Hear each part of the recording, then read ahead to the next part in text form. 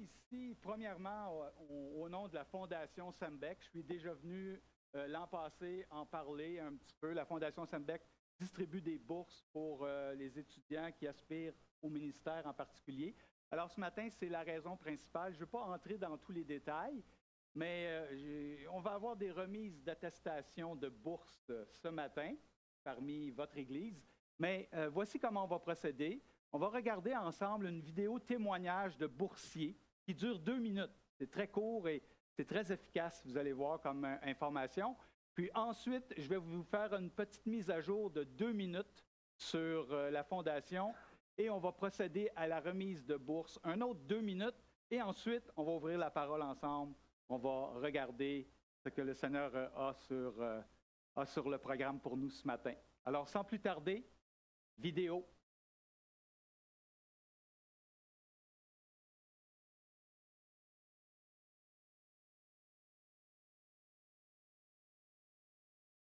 Il y avait des gens qui étaient derrière moi puis qui voulaient me supporter là-dedans. Fait qu'il y a vraiment une motivation. Puis je suis tellement reconnaissant envers la Fondation pour ceux qui ont supporté les études que moi j'ai faites. Je sens que je n'étais pas toute seule. Je sens qu'il y avait une bénédiction du soutien puis de l'appui, de l'encouragement des frères et des sœurs qui ont donné. De voir l'impact que ça a justement dans ma vie de famille, dans la vie d'Église, dans les ministères, dans l'ouverture que ça apporte justement aux femmes, de dire, OK, j'ai des moyens là, pour m'aider à poursuivre les études, parce que nos églises sont composées 50% de femmes. Là, il y a plein de femmes qualifiées qui ont reçu des dons, qui pourraient apporter un bon support au conseil puis dans différents ministères dans l'Église. À toutes les fois que quelqu'un fait un don à la Fondation se sert de ça pour bénir un étudiant. Mais vous ne savez pas ce que l'étudiant va devenir. C'est par la foi que vous le faites, c'est par la foi que la Fondation le fait, c'est par la foi que l'étudiant étudie, mais en même temps, Dieu fait des grosses choses au travers de ça, parce que l'étudiant, à retourne dans son milieu, peut amener une église à être une bénédiction pour les gens de la ville et peut-être même éventuellement une bénédiction à grandeur du Québec. Je suis extrêmement reconnaissant à la Fondation Sembec. Certainement, est-ce que mon parcours n'aurait pas pu être le même sans ce soutien-là financier qui m'a permis de libérer du temps et de libérer l'Église d'un fardeau qu'il n'aurait pas été capable de prendre de toute façon. Pour moi, la Fondation Sembec, c'est la meilleure manière d'investir dans la formation d'ouvriers au Québec.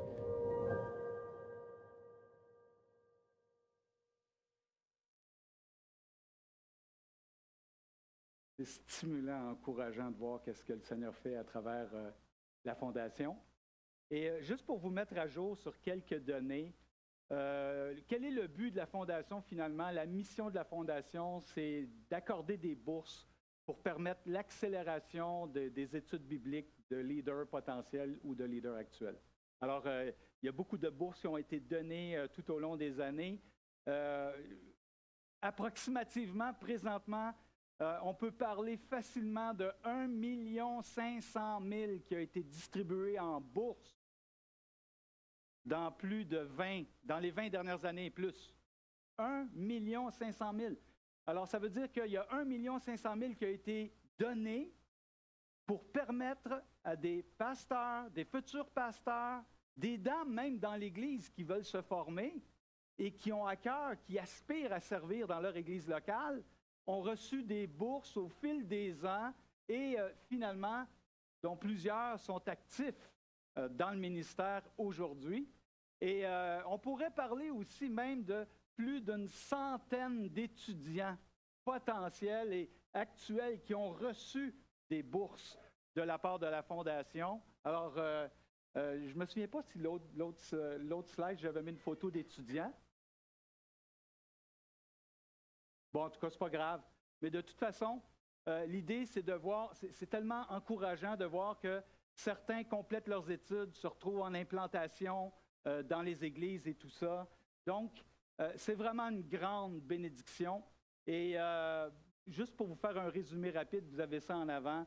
Quel genre de bourses peuvent être obtenues? Alors, il y a en particulier 3 catégories liées à la vision principale de la Fondation, c'est-à-dire accélérer la formation des pasteurs, futurs pasteurs. Ça peut correspondre à l'équivalent d'une journée de travail par semaine qui est versée en bourse pour leur permettre d'accélérer leurs études.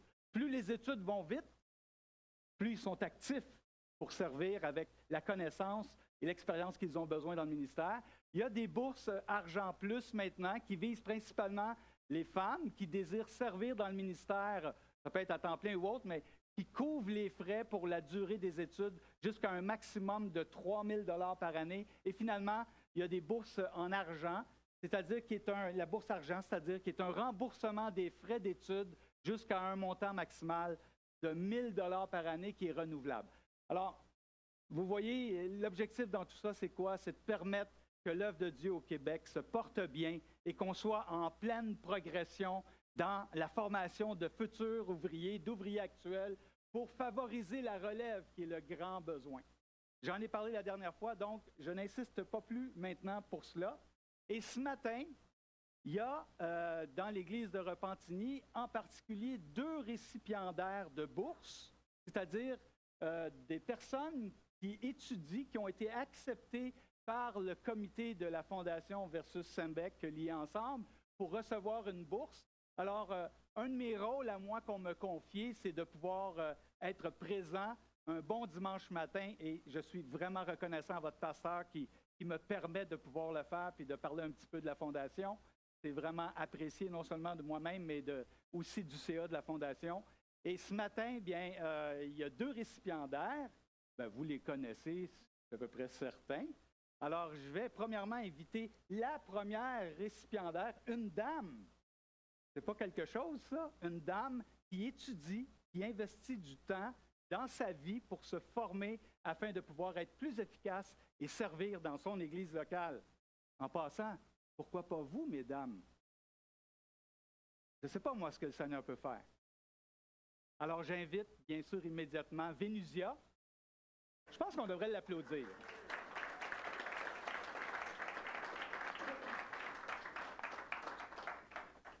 Alors, Vénusia, ici, en fait, c'est un document symbolique, mais c'est important de la part de la Fondation. Vénusia, en fait, ça mentionne que tu es une nouvelle récipiendaire pour la bourse avec la Fondation Sembec.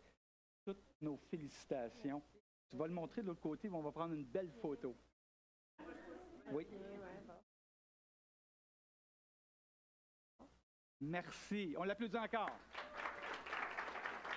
En passant, vous dites, ouais, mais c'est vraiment important de faire ce qu'on fait ce matin? Oui.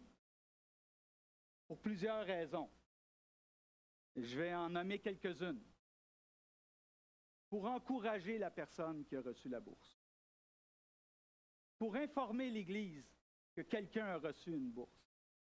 Pour encourager l'Église en voyant que certaines personnes dans son sein sont en train de se former pour se développer.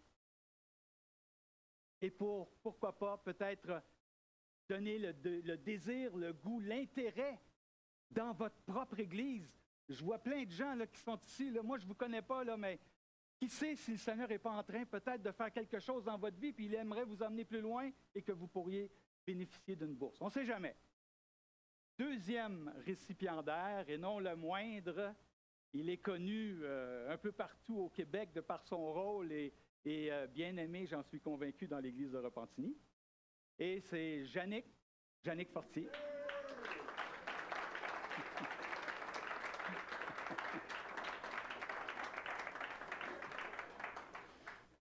Jannick n'aurait pas pensé que ce soit moi qui ai remettre une attestation à un moment donné. Bon. Tiens, Jannick. Alors, voilà, le document le mentionne. Tu es un récipiendaire de la bourse, puis on te souhaite vraiment du succès dans tes études. Et pour Vénusia, ici, on va prendre une belle photo. Merci, merci. On l'applaudit encore.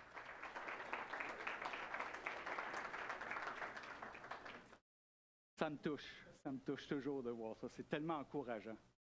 Surtout qu'ils n'ont pas de cheveux blancs ou presque pas. Juste Jannick un petit peu. Là. Jannick, ça pousse plus par en bas, le côté blanc. Mais c'est normal, c'est normal. Écoutez, ce matin, j'aimerais vous emmener dans des réflexions personnelles que j'ai. Alors, j'ai pour vous plusieurs passages bibliques que j'avais à cœur de vous communiquer puis de vous faire part un peu des préoccupations et du questionnement que j'ai moi-même dans ma propre vie par rapport à ces versets-là.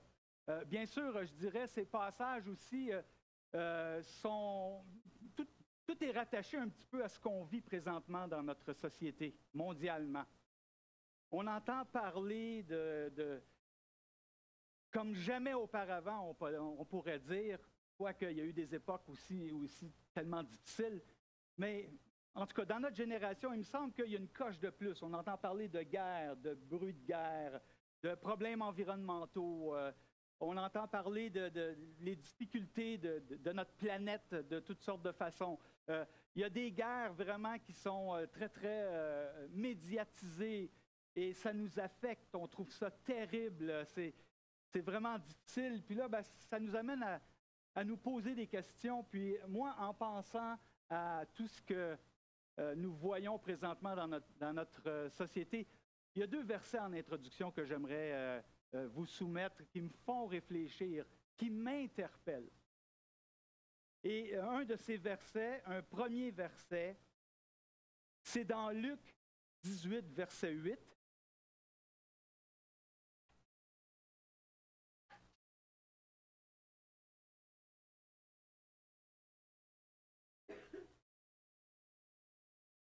Et je vais juste lire la dernière partie du passage. Je ne veux pas commenter tout le contexte, mais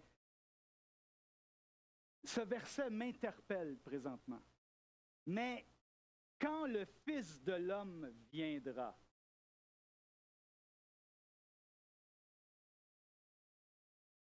trouvera-t-il de la foi sur la terre?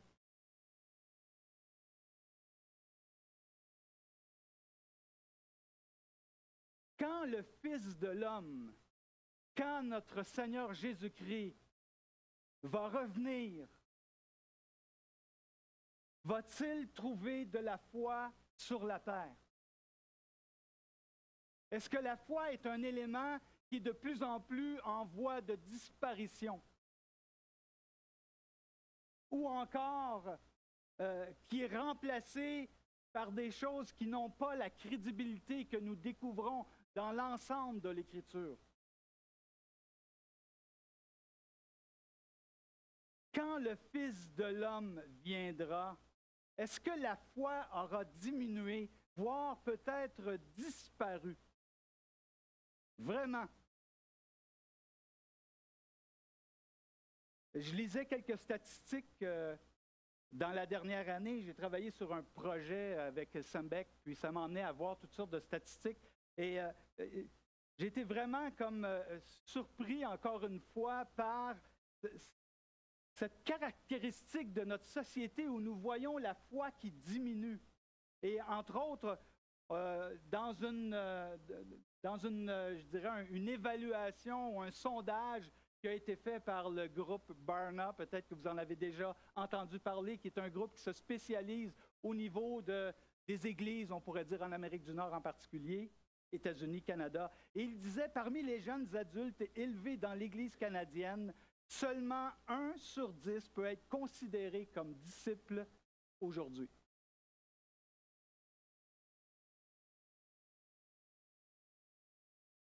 Près de 60% des jeunes chrétiens se déconnectent de la vie de l'Église, soit d'une façon permanente, soit pour une période prolongée, après avoir atteint l'âge de 15 ans.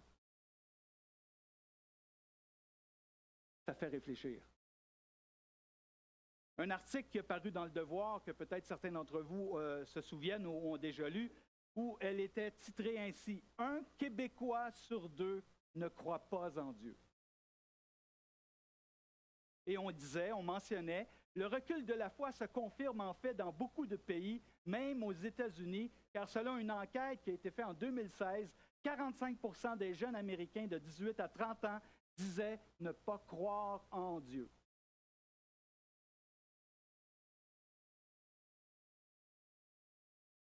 Quand le Fils de l'homme viendra, est-ce qu'il va trouver de la foi? Ou est-ce que la foi sera quelque chose de rare?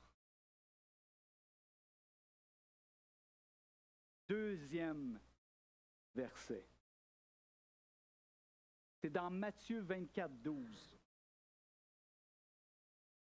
Le contexte, c'est les temps de la fin. Pas la fin F-A-I-M, mais la fin, F-I-N. Les temps de la fin, l'avènement du Seigneur. Et il est dit dans Matthieu 24, 12, « Et parce que l'iniquité se sera accrue, l'amour du plus grand nombre se refroidira. » Ça m'interpelle. Ça m'interpelle. C'est comme si le Seigneur nous dit, plus on approche des temps de la fin, plus attendez-vous à voir que la foi soit de plus en plus rare et attendez-vous aussi que l'amour diminue, que l'amour se refroidisse. Métaphoriquement, un amour qui se refroidit, c'est un amour qui décline, qui est en déclin. Ça m'interpelle, ça m'interpelle. Parce que je me dis, quand je lis ces passages-là, je me dis, moi, Seigneur, je ne veux pas être un de ceux que l'amour diminue. Au contraire, je veux être un de ceux qui voient son amour qui augmente. Je ne veux pas que mon amour soit neutre. Je ne veux pas qu'elle soit en déclin. Je veux qu'elle augmente. Et ça m'a amené à réfléchir à toutes sortes de choses que j'ai lues à travers mon parcours, que j'ai appris. J'aimerais vous en citer quelques-uns. Quelques citations. Amy Carmichael, une missionnaire qui a servi pendant plus de 55 ans en Inde, a dit ceci: « Le manque d'amour est mortel. » Et elle ajoute ceci: « Le manque d'amour est mortel. C'est un cancer. Il se peut qu'il tue lentement, mais il finit toujours par tuer. Redoutons-le, craignons-le de l'entretenir autant que nous craindrions d'entretenir un cobra, car il est plus mortel que n'importe quel cobra. » Autrement dit, le manque d'amour, selon cette déclaration, est plus mortel que n'importe quel cobra. Qui n'a pas entendu parler de Mère Teresa? Elle a dit ceci: « Le manque d'amour est la plus grande pauvreté. » La plus grande pauvreté, selon cette déclaration, c'est manquer d'amour. Ça m'interpelle. Ça m'interpelle parce que la parole me parle du Seigneur Jésus qui va revenir. La parole me dit qu'il vient bientôt. Il y a toutes sortes d'informations, de signes qui semblent nous encourager et nous dire, oui, il semble que le puzzle se met ensemble pour que le Seigneur revienne. On pourrait dire ça. Quoique personne ne connaît le jour ni l'heure. Alors, en attendant, qu'est-ce que je veux? Qu'est-ce que je désire? À quoi j'aspire?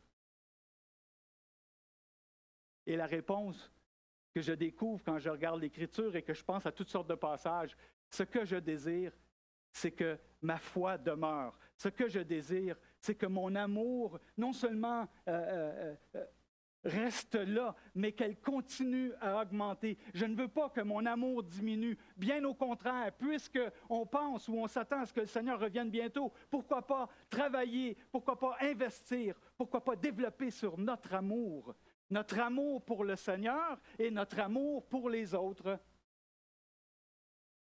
Par exemple, lorsque ces docteurs de la loi, ces spécialistes de la loi, sont allés voir le Seigneur et lui ont demandé, « Maître, quel est le plus grand commandement? » Vous vous souvenez, hein? Je sais que vous me voyez venir.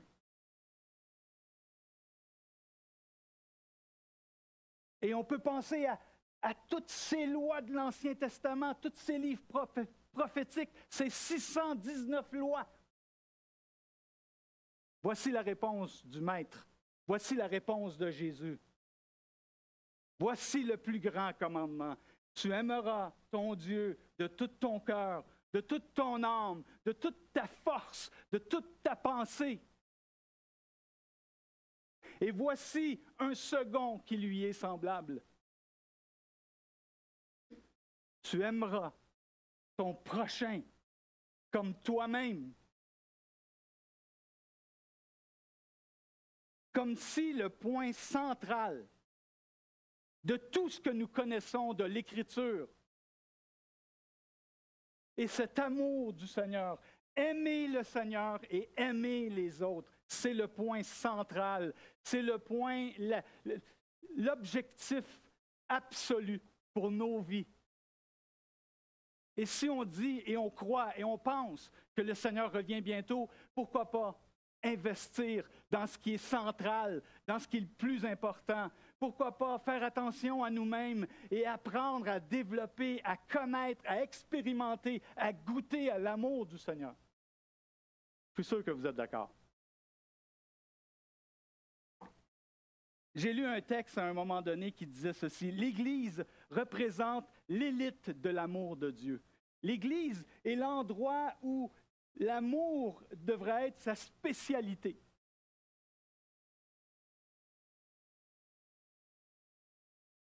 Quand nous allons, par exemple, rencontrer un médecin, on espère avoir le meilleur médecin. Quand nous allons dans un centre de santé ou dans un centre hospitalier, on espère avoir le meilleur traitement, le meilleur contexte de soins.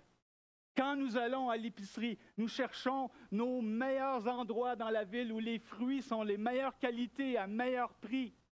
Personne ne va se faire arracher une dent chez un garagiste parce que nous souhaitons avoir les meilleurs, celui qui est spécialisé dans... Et voilà.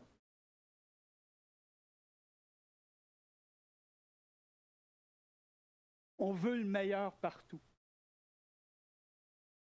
Imaginez qu'on ait la vision que dans l'Église, on veut le meilleur. On veut le meilleur dans l'Église. Et c'est quoi qu'on veut comme meilleur dans l'Église? On veut que cette Église aime le Seigneur. On veut que cette Église s'aime les uns les autres. C'est ça le meilleur. Quelqu'un a dit, l'amour mutuel est notre plus grand témoignage dans le monde. Et je sais que vous pensez à cette parole où Jésus a dit, à ceci tous connaîtront que vous êtes mes disciples, à l'amour que vous avez les uns envers les autres. C'est la clé. C'est la priorité absolue. Aimer Dieu, aimer les autres. Aimer les autres. Quelqu'un a dit, lorsqu'un visiteur se présente dans l'Église, il ne peut juger immédiatement si toute la doctrine enseignée est correcte ou encore si notre confession de foi est bonne et si notre structure ecclésiastique est biblique. Mais il sentira immédiatement si nous nous aimons les uns les autres. L'amour entre nous est la marque suprême qui nous fait reconnaître comme étant les disciples de Christ. Nous pouvons avoir des opinions différentes, des caractères différents, des tempéraments différents, des options politiques et sociales, ecclésiastiques différentes. Mais si nous continuons à nous aimer les uns les autres, nous demeurons en Dieu.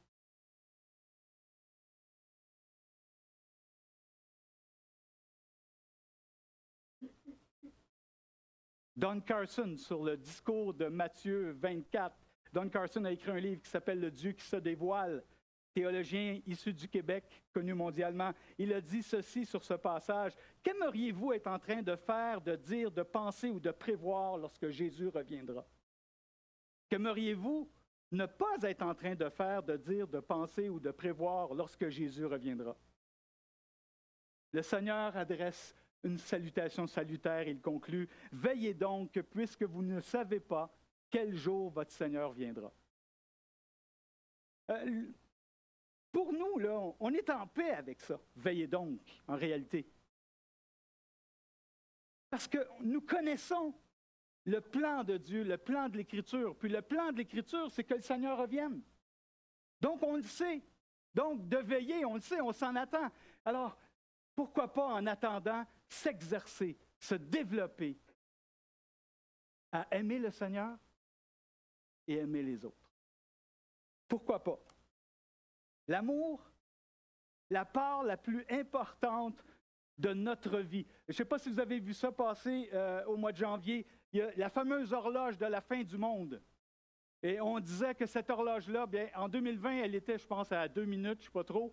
Et là, maintenant, elle est rendue à 90 secondes depuis le mois de janvier. C'est une horloge qui a été... en fait, c'est une image qui a été... l'idée a été pensée à l'Université de Chicago, puis l'objectif est de voir, à cause des problèmes, justement, nucléaires, météorologiques divers, environnementaux, etc., on détermine le temps qui reste avant la catastrophe finale, avant la fin du monde. Alors, on l'appelle l'horloge de la fin du monde. Alors, elle est rendue à 90 secondes. Et moi, quand j'ai vu ça, je me disais, bien, s'il reste 90 secondes, qu'est-ce que je peux bien faire dans ces 90 secondes-là, sinon de continuer à aimer le Seigneur et à aimer les autres? Seigneur, je ne veux pas que mon amour diminue. Seigneur, je veux que mon amour augmente. C'est ça que je veux. C'est trop réel ce que je lis, ce que je vois dans les textes ici. C'est trop réel pour que je passe à côté. C'est central, essentiel. Aimer le Christ et apprendre à aimer comme le Christ a aimé. L'Épître, il y a plein de passages. Je vous l'ai dit ce matin, je vous parlerai de toutes sortes de passages. Je ne suis pas trop homilétique là, ce matin, là. Mais je vous parle avec mon cœur.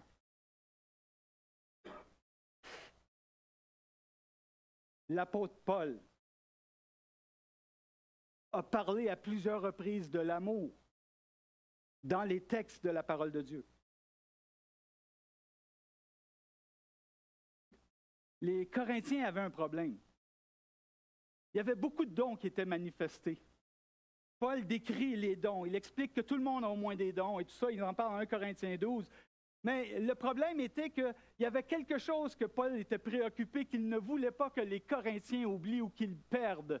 Et il conclut le chapitre 12, alors qu'il a parlé des dons et tout ça, en disant, « Je vais vous montrer cette voie par excellence, la voie par excellence. » Il conclut la fin du chapitre 12. La voie par excellence, permettez-moi l'interprétation de la voie supérieure, la voie la meilleure. La chose à laquelle vous devez aspirer le plus. Oui, c'est bien, vous avez des dons, continuez. C'est des cadeaux que le Seigneur vous a donnés, mais voici la chose à laquelle vous devez aspirer le plus. Et là, il part avec 1 Corinthiens 13. Je ne lirai pas 1 Corinthiens 13. Vous le connaissez probablement tout le monde. Si vous ne l'avez jamais lu, ne vous couchez pas ce soir avant d'avoir lu 1 Corinthiens 13. Et même, je nous encourage ce soir, tout le monde, avant de fermer la lumière, la télé ou autre, je ne sais pas, à lire 1 Corinthiens 13. La voie par excellence. Et il conclut ce chapitre sublime qu'on a reconnu comme étant le psaume 23 du Nouveau Testament. Le passage probablement universellement reconnu du Nouveau Testament, qui est 1 Corinthiens 13, et que aussi que les mariés demandent souvent qu'on puisse lire à leur mariage, parce que c'est tellement beau, c'est sublime, c'est extraordinaire. Tu lis ça, mon ami, il n'y a pas rien de plus parfait que ça. Et en fait, ce 1 Corinthiens 13, c'est l'expression du Seigneur Jésus-Christ, comment il était, comment il a été, et ce qu'il a enseigné, et ce qu'il a dit. C'est tellement beau. Il conclut le chapitre en disant, « Maintenant, 3 choses demeurent, la foi, l'espérance et l'amour. » Mais il dit, la plus grande de ces choses, c'est l'amour, parce que nous savons tous qu'un jour, la connaissance va disparaître, on n'aura pas besoin. La foi dans la présence de notre Sauveur, on n'a plus besoin de foi, là. On va être avec lui. Mais voici ce que Paul dit. Mais il y a une chose qui va rester, par exemple. L'amour. L'amour. Je ne parle pas de l'amour sentimental, je ne parle pas de l'amour sexuel, je parle de l'amour. L'amour inspiré par la grâce de Dieu, qui vient par le sacrifice de Jésus-Christ, qui est monté sur la croix volontairement pour qu'on puisse connaître sa grâce et connaître son amour. Vous voulez mon avis? Il n'y a rien de plus grand que ça. Je ne suis pas le seul qui pense comme ça. Probablement que tout le monde ici. Et là, Paul continue et il continue au verset 14, c'est-à-dire au chapitre 14, dans 1 Corinthiens 14, 1. Et voici ce qu'il dit après avoir parlé de l'amour et de démontrer la sublime définition de l'amour. Qu'est-ce que c'est véritablement? Inatteignable par nous-mêmes. Ça prend la grâce de Dieu. C'est impossible à un être humain d'atteindre ça. Ça prend la grâce de Dieu. Paul dit que voici ce que vous devez rechercher. Et là, il dit au verset 1, verset 14, il dit « Recherchez l'amour. » Recherchez. L'idée de rechercher, c'est poursuivez de toutes vos forces. Toutes vos forces, là. Poursuivez l'amour. C'est drôle. Je ne sais pas, c'est peut-être la saison de vie où je suis rendu. J'ai pas le goût. Merci. Ça, c'est de l'amour. Excuse-moi, je ne t'avais pas vu. C'est peut-être la saison de vie où je suis rendu, mais je n'ai pas le goût de manquer le bateau. Donnez-moi juste 2 secondes. Ça fait du bien, merci. Je n'ai pas le goût de manquer le bateau, mais je veux mettre ma vie, je veux mettre mon honneur, je veux mettre toutes les forces qui me restent encore à aimer le Seigneur et à aimer les autres. C'est ça que m'inspirent les textes que nous lisons ce matin. C'est ça que ça fait dans mon cœur présentement. Je me suis dit, je ne parlerai pas de formation parce qu'il y a des champions de formation ici. Patrick, Gabriel, Yannick, peut-être d'autres que je ne connais pas. Pourquoi pas parler de cette préoccupation qui, je crois, qui est très plausible dans le contexte de ce qu'on vit. L'amour, cet amour où je dois, selon l'encouragement de Paul, poursuis-la de toutes tes forces. Écoutez, je pense à un paquet de passages bibliques que je pourrais développer ici, mais je me suis limité à en choisir quelques-uns. Et celui que j'aimerais qu'on puisse regarder aussi, c'est celui dans Éphésiens chapitre 3, verset 14. C'est Paul qui l'amène.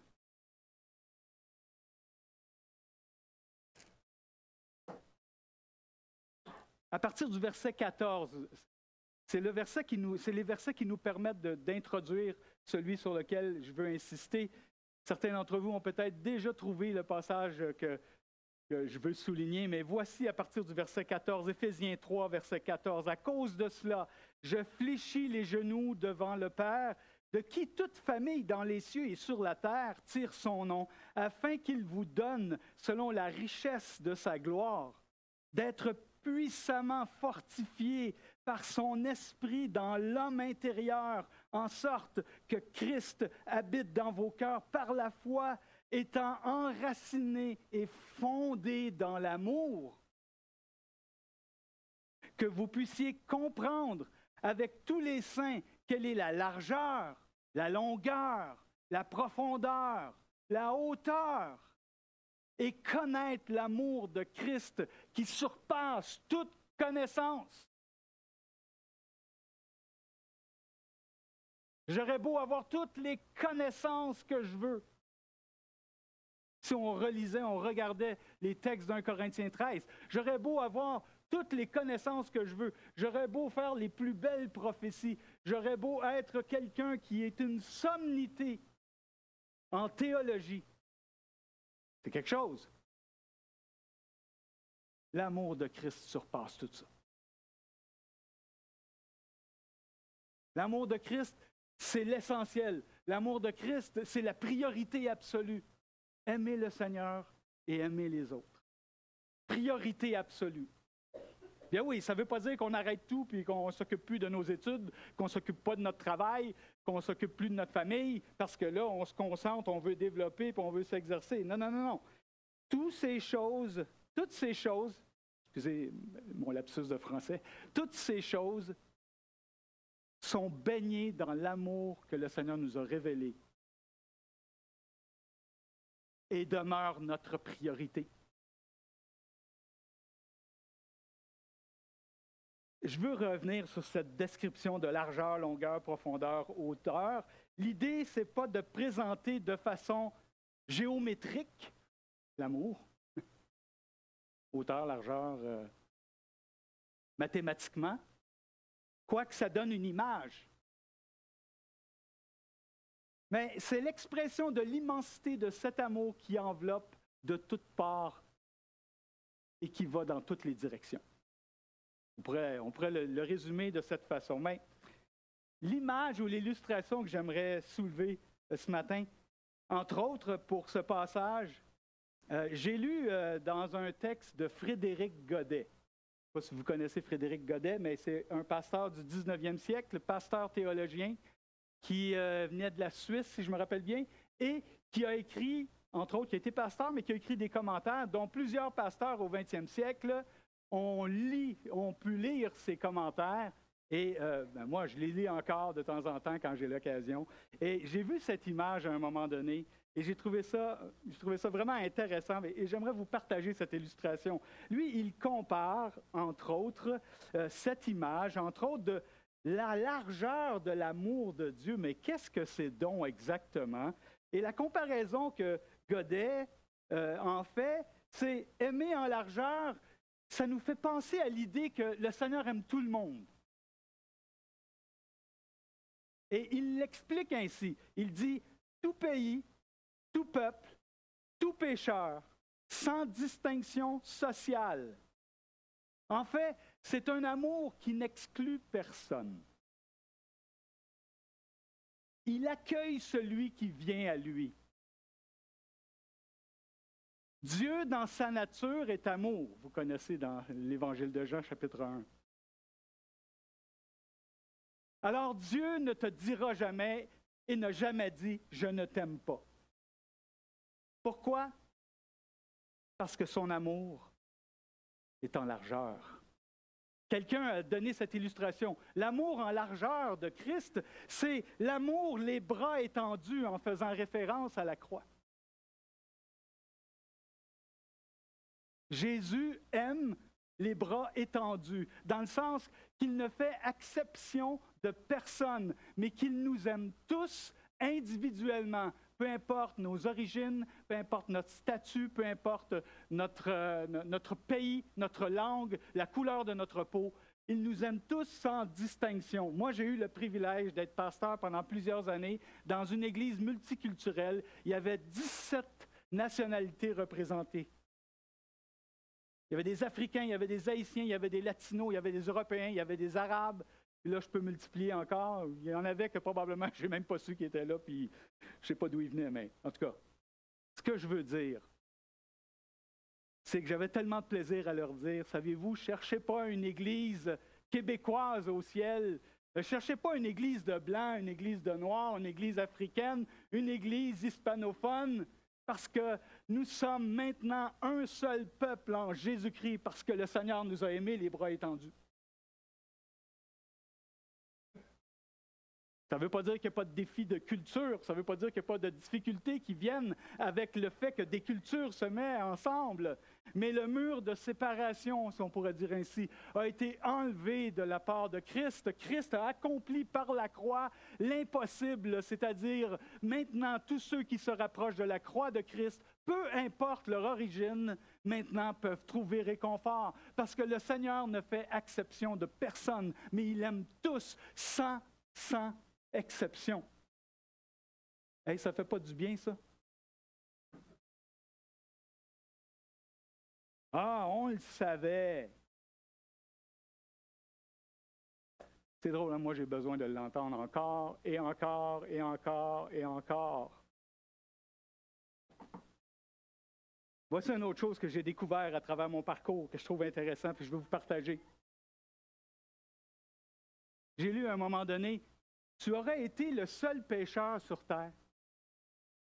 Mettons que tout le monde est correct, sauf toi. Christ serait venu pour te sauver. Et entre autres, certainement que cette pensée vient de Saint Augustin qui a dit, si toute l'humanité aurait été juste et qu'un seul homme aurait été pécheur, Christ serait venu subir toutes les souffrances de la croix pour cet homme parce qu'il nous aime tous individuellement. Il nous aime personnellement, individuellement.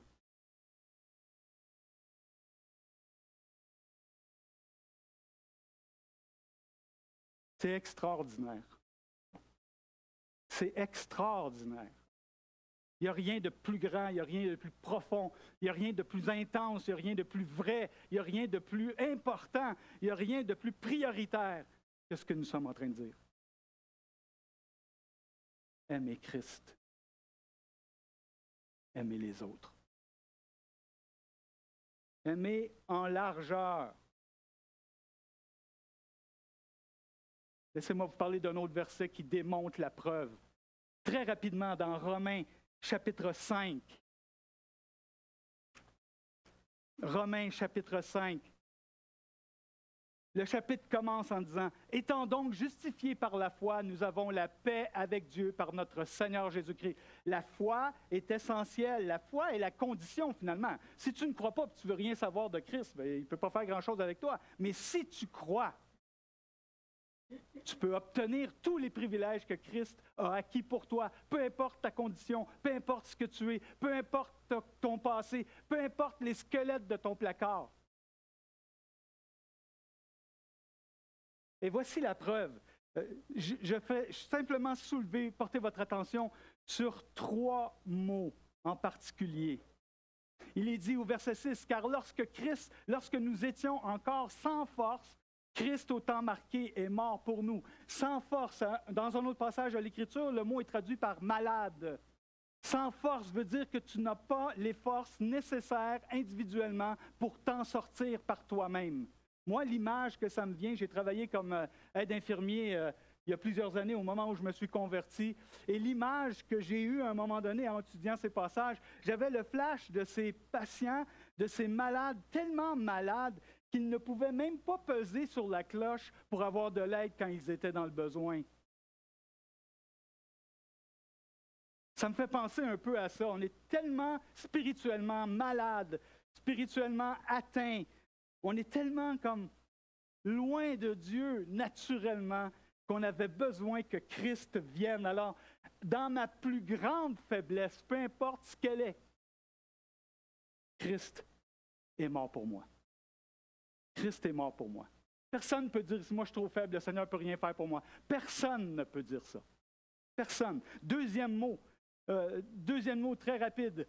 Christ au temps marqué est mort pour des impies. Impies. Impie. Arrêtons-nous quelques instants à impie. Impie, l'idée, c'est démuni de révérence envers Dieu, celui qui condamne Dieu.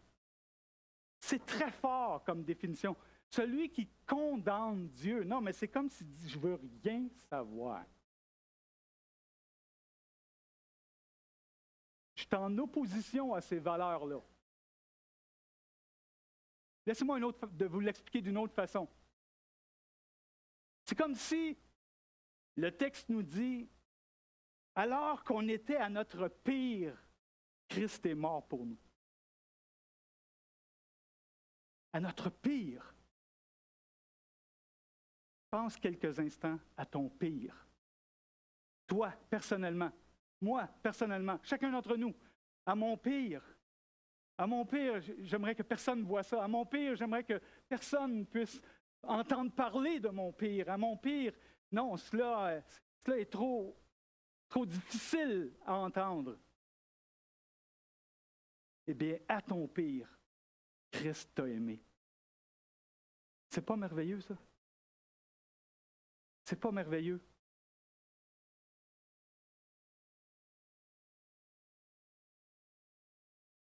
Il dit, peut-être que quelqu'un mourrait pour quelqu'un qui est une bonne personne, tu sais, c'est fantastique.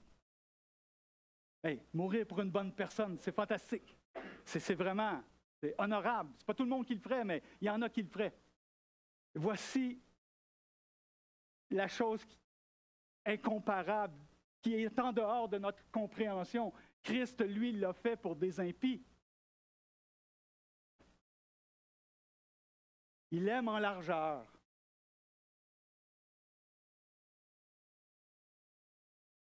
Dernier mot, si encore pécheur, Christ est mort pour nous. Il dit un peu plus loin, car lorsque nous étions ennemis, écoutez, ennemis,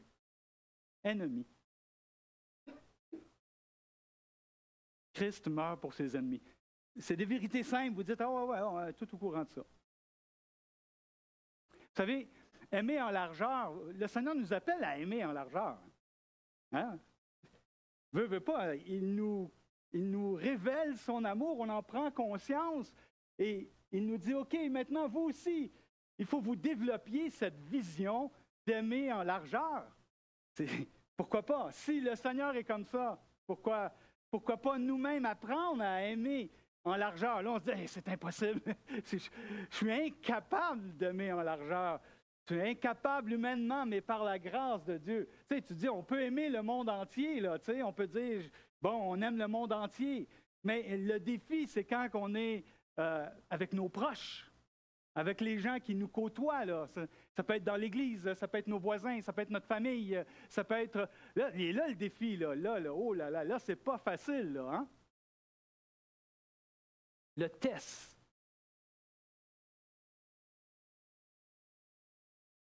Christ nous aime tellement qu'il a dit à son Père, je fais une image ici, il a dit à son Père, je vais descendre sur terre, puis je vais aller mourir à leur place. Il n'a pas regardé, nous dit Philippiens, comme une proie à arracher d'être l'égal de son Père. C'est-à-dire que sa divinité, son égalité avec le Père est incontestable. On peut le voir très clairement dans l'ensemble de l'Écriture. Alors, il n'a pas combattu pour dire, oh ben là, écoute, c'est toi, c'est moi. C'est une façon humaine de parler, bien sûr, là. Mais c'est pour nous aider à saisir.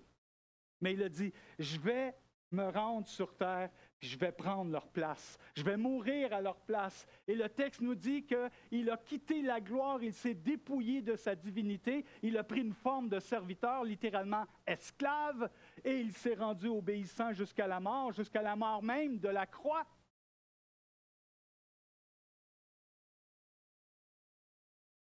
Aimer en largeur. Je pourrais continuer, mais je vais devoir tranquillement arrêter. Ce que j'aimerais que tu retiennes, en particulier pour cette section ici, c'est qu'il ne fait exception de personne et que le Seigneur t'aime. Le Seigneur t'aime aujourd'hui. Tu dis, je le sais qu'il m'aime. Eh bien, tu peux renouveler cette vérité dans ton cœur. Tu peux la renouveler encore parce que c'est vrai et sa parole ne change pas. Il ne changera pas d'idée te concernant. Ça, c'est vraiment encourageant aussi. Son amour n'est pas basé sur l'apparence, mais sur sa nature d'aimer. On pense à ce passage lorsque l'Éternel a révélé son nom à Moïse dans l'Exode. Il est passé et Moïse a entendu l'Éternel, l'Éternel Dieu, miséricordieux et compatissant, lent à la colère, riche en bonté et en fidélité. C'est ça notre Seigneur. Et on n'est pas béni d'avoir ça.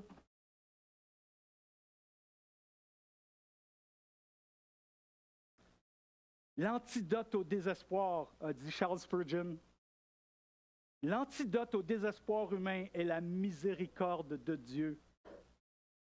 La croix, c'est l'amour en largeur. Maintenant, j'aurais plusieurs choses à vous parler encore, bien sûr, mais j'ai à cœur de vous en parler une petite dernière, OK, avant de finir. Comment puis-je développer mon amour en largeur? C'est-à-dire aimer sans exception les bras étendus. Je vous dis ça très rapidement. Laissons l'Esprit de Dieu nous saisir, car le fruit de l'Esprit, c'est l'amour, la joie, la paix, la bonté, la patience, etc., etc. L'amour, donc, par la puissance de l'Esprit de Dieu, fortifié dans l'homme intérieur par son Esprit, afin que vous puissiez connaître toute la grandeur et la profondeur, la hauteur, la largeur de l'amour de Dieu, c'est comme on a lu tantôt. Alors, laissez cet esprit nous remplir. Peut-être aussi apprendre à prier, faire cette prière, Seigneur, Aide-moi à voir les autres comme toi tu les vois.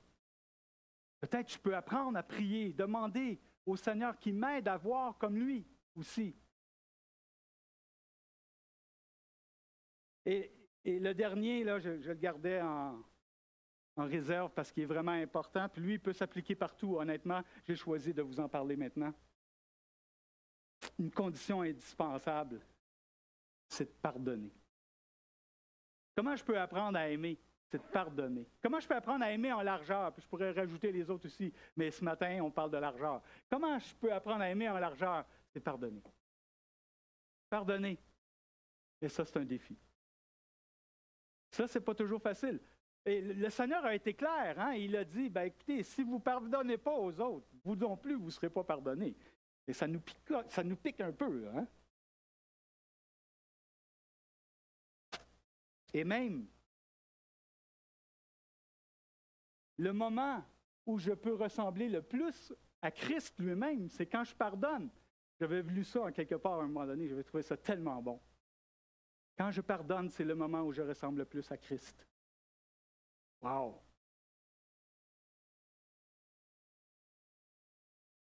Plus je ressemble à Christ, quelqu'un d'autre a dit, plus j'aurai de la facilité à pardonner aux autres. Pardonner aux autres, le Seigneur l'a demandé. Vous savez, Simon-Pierre, à un moment donné, il est arrivé et il a dit, « Seigneur, combien de fois pardonnerai-je à mon frère? Ne serait-ce jusqu'à 7 fois. » Et là, c'est quelqu'un. 7 fois. Les rabbins de l'époque parlaient de 3 fois. Vous connaissez la réponse du Seigneur, hein? Le Seigneur a dit, je ne te dis pas 7 fois, je te dis 70 fois 7 fois. Et là, les mathématiciens ici, là, dire, OK, c'est 490 fois, OK, 490. Ouais, c'est long. Mais tu sais, fais pas de comptabilité quand même, hein? 488, 489, 490, oh, c'est la dernière fois.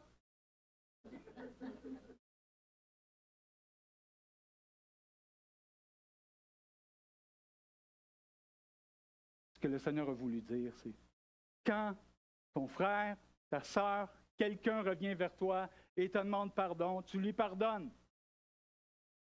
On pourrait développer d'autres volets, bien sûr. Il y a la restauration, il y a retrouver la confiance, il y a toutes sortes d'éléments, mais principalement, ce qui est essentiel dans ce que nous comprenons dans les textes de la parole de Dieu, c'est pardonner aux autres. Et je conclus avec cet exemple. Cet exemple que j'ai lu qui m'a profondément édifié. Un modèle que j'ai découvert dans ma vie à travers mon parcours. Et ce modèle, c'est Martin Luther King.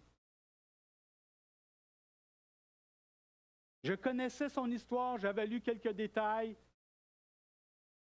et je trouvais ça vraiment impressionnant. Mais j'ai lu une histoire concernant justement son combat contre le racisme et toute la ségrégation raciale qu'il y a eu de son époque aux États-Unis. Et on racontait l'histoire qu'on accusait Martin Luther King d'être communiste et d'être un agent marxiste qui se faisait passer pour un pasteur.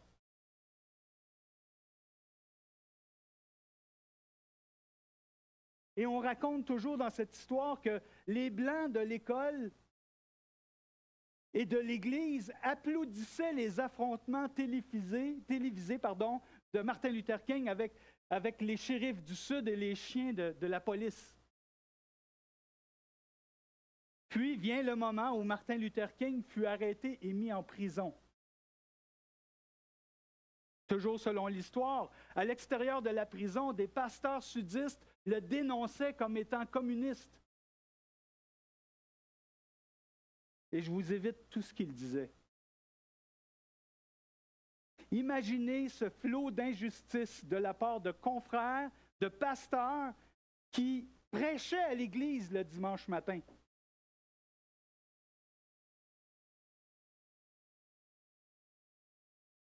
On peut vivre des injustices de la part des non-chrétiens. Je serais porté à penser qu'on a tendance à accepter plus facilement. Mais quand les injustices viennent de l'intérieur, là, c'est plus difficile.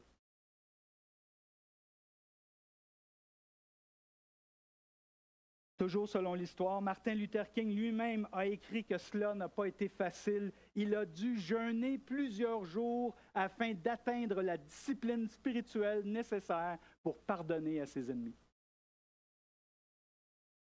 Ça me touche. Ça m'interpelle. C'est un modèle humain, mais qui avait les yeux, les regards tournés vers le Seigneur. Un pasteur baptiste qui aimait le Seigneur, puis qui servait, puis qui n'était pas parfait, mais qui a vécu toute cette opposition et qui a aimé en largeur. Moi, c'est la conclusion que j'ai faite. Qui a aimé en largeur. On peut être tenté d'exclure des gens de nos vies, mais le Seigneur n'est pas comme ça. Parce que le Seigneur fait exception de personne. Il nous aime tous. Il vous aime. Et j'ai la profonde conviction que notre priorité absolue, c'est d'aimer le Seigneur et d'aimer les autres. De garder la foi en lui. De croire en son prochain retour.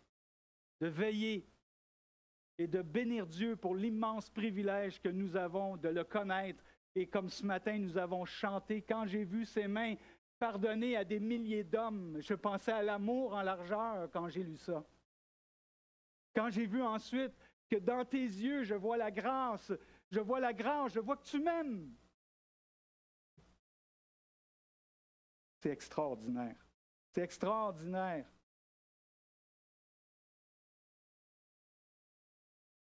Faut que j'arrête. J'aimerais qu'on puisse conclure par un mot de prière. Seigneur Père du ciel, je veux te bénir. Je veux te remercier ce matin pour ce privilège que tu nous donnes d'ouvrir ces passages. Mon cœur est profondément touché à les lire encore aujourd'hui.